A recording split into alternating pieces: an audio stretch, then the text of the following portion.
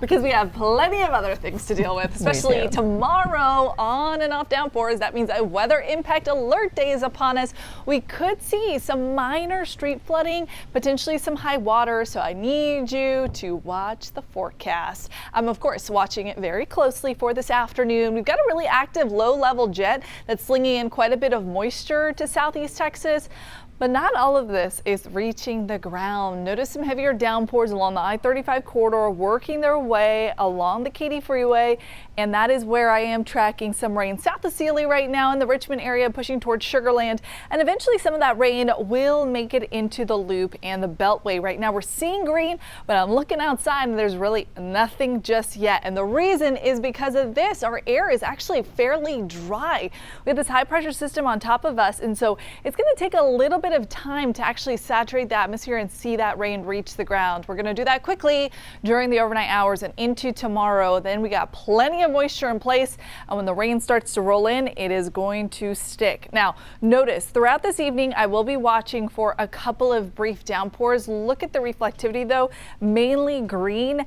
Look at how that changes for tomorrow morning. I am looking at a lot of bursts of orange and red, and that means some heavy downpours. This is going to be impacting your commute to work. We'll see some scattered heavy downpours through your lunchtime and then even into the 5-6 o'clock time frame when you're trying to get back home from work.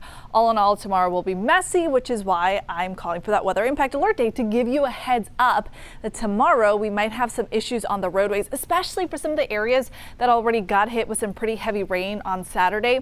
Might be harder to absorb some more incoming moisture. Notice the rain chance stays pretty high for the entire day, so it's a day that you want to take it slow. Make sure you've got the KHO you have downloaded, so once you head outside you can watch where that rain is and maybe alter your route home. 80% chance for storms tomorrow. We hold on to pretty high potential for shower activity and some thunderstorm activity on Wednesday, and so both days we'll be watching the roads for our Tuesday and our Wednesday. There's a marginal risk for localized street flooding between the 2 days, though. I think our Tuesday will see more of that heavy rain.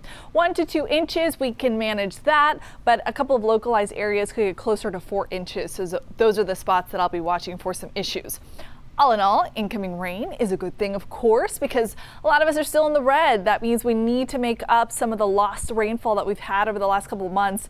Those spots in an extreme drought: El Campo, Wharton, Huntsville, Livingston, and Cleveland. What do you need to know for this evening? Well, it's still going to be chilly, so as you head out the door tomorrow morning, grab the umbrella and grab a jacket. Overnight temperature 63 for the Heights, Inwood Forest 61. Aldine, you'll be starting your day at 62 for tomorrow.